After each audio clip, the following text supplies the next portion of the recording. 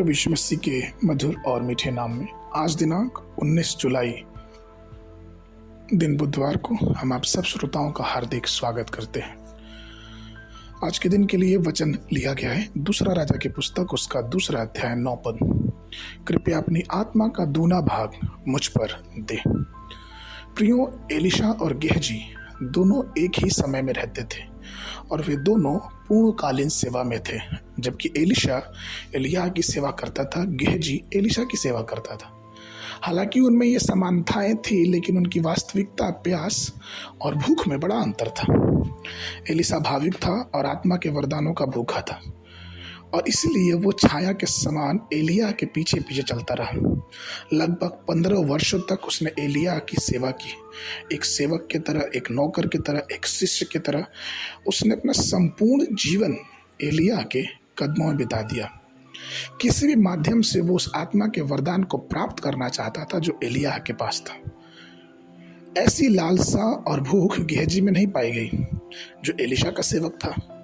वह केवल लालच के कारण नामान के रथ के पीछे गया। उसकी इच्छा सिर्फ कुछ पैसे, कुछ कपड़े जुटाना था, और इसीलिए वो अपने स्वामी अर्थात एलिशा से झूठ बोला और परमेश्वर का क्रोध उसके ऊपर भड़का।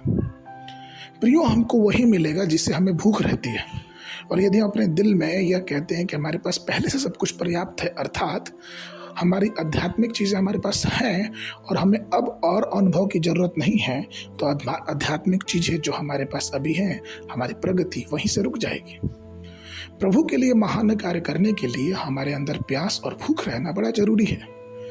हमें अपने हृदय में प्रभु से प्रार्थना करना है कि हे प्रभु, तूने प्रतिज्ञा की है कि जो कुछ तुझे विश्वास करेगा वो तेरे समान काम करेगा और इससे बढ़ के कि तुझसे बड़ा बड़ा काम करेगा। जब ऐसे भूख आध्यात्मिक वरदानों के लिए हमारे जीवन में रहेगी तो हम ये देखेंगे कि परमेश्वर हमारे भूख को तृप्त करेगा।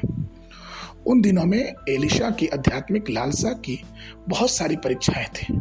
उसके अपने मन में निश्चय कर लिया कि वह कभी भी खेती की ओर नहीं लौटेगा। इसी कारण जब एलिय्याह ने एलिशा को बुलाया तो उसने अपने सारे बैल को बलि चढ़ा दिया, उसने सारे औजार को जला दिया, क्योंकि वो चाहता था कि फिर वो पीछे लौट के ना आए और वो एलिय्याह का पूर्ण सेवक बन जाए। एलिय्याह ने एलिशा को यह कहकर परखने की भी बहुत कोशिश की कि तुम यहीं रुक जाओ, यहोवा मुझे गिलगाल को भेज रहा है, तुम यहीं रुक जाओ, मुझे बेतेल को जाना है, तुम यहीं रुक जाओ, मुझे यरदन को जाना है। लेकिन इन सब बातों में एलिशा आध्यात्मिक भूख के कारण एलिय्याह से कभी दूर नहीं हुआ, और अंत में उसे एलिय्याह की आशीषों का, वरदानों का, आध्यात्मिक वरदानों का दोगुना भाग प्राप्त हुआ। प्रियो, यदि हम ईश्वर के अनुसरण करते हैं और हमारे अंदर भूख और प्यास आत्मिक वरदानों को पाने के लिए है, तो प्रभु उन सब चीज़ों को हमारे जीवन में जरूर पूरा करेगा।